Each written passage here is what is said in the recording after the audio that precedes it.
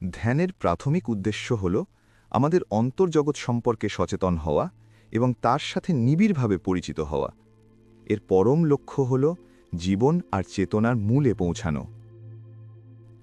নিজেকে গ্রহণ করার প্রথম ধাপগুলো খুব একটা সুখকর হয় না, কারণ সেখানে যা দেখা যায় তা খুব একটা আনন্দদায়ক দৃশ্য নয়। আরও গভীরে যাওয়ার জন্য অসীম সাহসের প্রয়োজন। তবে আমি যে অবস্থাতেই থাকি না কেন, তাকে আমি মনের একটি অবস্থা হিসেবেই দেখি এবং তাকে যেমন আছে তেমনই মেনে নিই।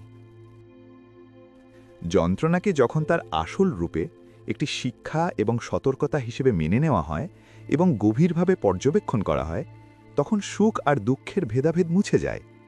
যা কিছু বাধা দেওয়া হয় তাই যন্ত্রণাদায়ক, আর যা কিছু গ্রহণ করা হয় তাই আনন্দময় হয়ে ওঠে। ধ্যান আপনাকে আপনার বন্ধনগুলো খুঁজে পেতে, সেগুলি শিথিল করতে এবং শেষ পর্যন্ত মুক্ত হতে সাহায্য করবে। যখন আপনি কোনো কিছুর প্রতি আর আসক্ত না থাকবেন, তখন আপনার কাজ শেষ। বাকিটা আপনার জন্য এমনি ঘটে যাবে। কিন্তু আপনাকে ধ্যান করতে হবে। এটি এমনি পাওয়া যাবে না। চেতনার মধ্যে দিয়েই কি পথে চলতে হবে। চেতনার গভীরে থাকতে থাকতে আপনি তার থেকে উত্তীর্ণ হবেন এবং সত্যকে উপলব্ধি করবেন। আর ধ্যানই হলো একমাত্র পথ। ধ্যান হল সচেতনভাবে চেতনার উচ্চতর স্তরে প্রবেশের এবং শেষ পর্যন্ত তাকে ছাড়িয়ে যাওয়ার এক নিরন্তর প্রচেষ্টা। ধ্যানের শিল্প হল মনোযোগের কেন্দ্রবিন্দুকে স্থূল থেকে সূক্ষ্ম স্তরে নিয়ে যাওয়া, অথচ পেছনের স্তরগুলোকে হারিয়ে না ফেলা। আপনি যদি এখানে শান্ত হয়ে বসে আমি আছি এই জ্ঞানের সাথে একাত্ম হয়ে যান, তাহলে বাইরের জগতের কোনো কিছুই আপনাকে আর ভাবাবে না। যখন চেতনা ক্রিয়াশীল হয় এবং তাতে নানা স্পন্দন জাগে, তখনই জগতের সব আচরণ শুরু হয়।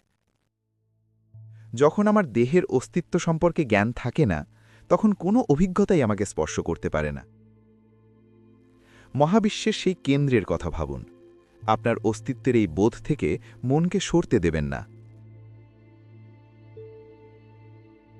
একটি শান্ত মনই আপনার একমাত্র প্রয়োজন। বাকি সব সঠিক সময়ে আপনা থেকেই ঘটে যাবে। শান্ত আর স্থির আত্মসচেতনতার আলোয় অন্তরের শক্তি জেগে ওঠে এবং কোনো চেষ্টা ছাড়াই অলৌকিক পরিবর্তন বয়ে আনে। আসলে ধ্যান বলতে একটি জিনিসই বোঝায়, মনে কোনো চিন্তাকে আশ্রয় না দেওয়া। আপনার সচেতনতাকে কাজে লাগান, মনকে নয়। মন এই কাজের উপযুক্ত যন্ত্র নয়। যা চিরন্তন, তাকে কেবল চিরন্তন দিয়েই ছোঁয়া যায়। আপনার দেহ আর মন সময়ের অধীন, কিন্তু আপনার ভেতরের সচেতনতা সময়হীন। এখনই সেই সময়ের অতীত সত্তার দিকে স্থিরভাবে তাকিয়ে থাকুন। এটুকুই যথেষ্ট। যে দরজা আপনাকে আটকে রেখেছে, সেই দরজাই আপনার মুক্তির পথ। আমি আছি এই বোধই সেই দরজা।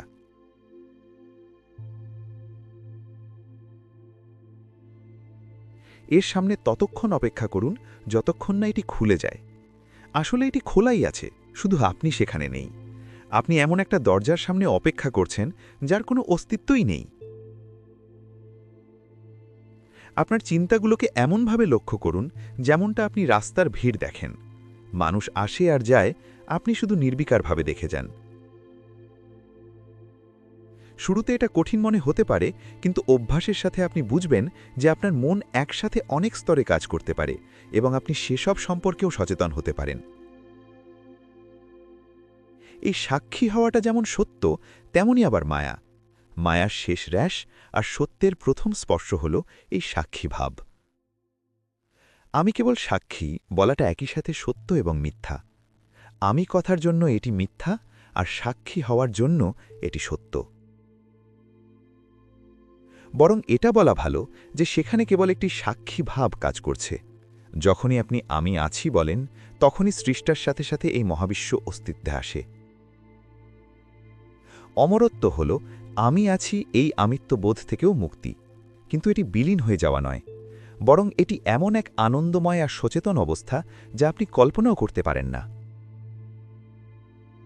সময়হীন সেই অবস্থায় আশ্রয় নেওয়ার মতো আলাদা কোনো সত্তা বা আমি থাকে না।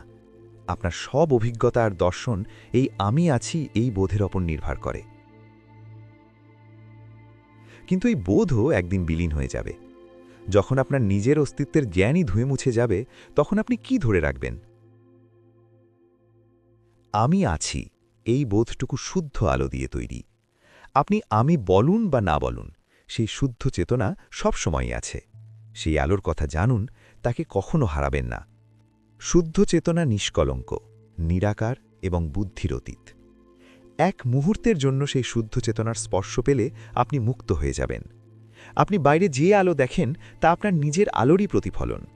সূর্য বা চাঁদের আলো আপনার অন্তরের সেই পরম আলোর সমান হতে পারে না। যখন আপনার আমিত্ব চলে যায়, তখন সব কিছুর মাঝে নিজেকে পান। আর যখন সেই বোধও চলে যায়, তখন কেবল পরম সত্যই অবশিষ্ট থাকে। অস্তিত্ব মানেই হল বিশেষ কিছু হওয়া, একটি বস্তু, একটি অনুভূতি বা একটি চিন্তা। কিন্তু সত্তা বা বিইং হল সার্বজনীন। অস্তিত্বে সংঘাত থাকে, কিন্তু সত্তায় কেবল শান্তি। দিনের কাজ করার ফাঁকে ফাঁকে নিজের মনের দিকে নজর রাখুন। আপনার ভেতরে এমন নিস্তব্ধতার মুহূর্ত থাকা উচিত যখন মন একদম স্থির। যদি তা না পান, তাহলে জীবনের মূল সুরটাই হারিয়ে ফেলবেন।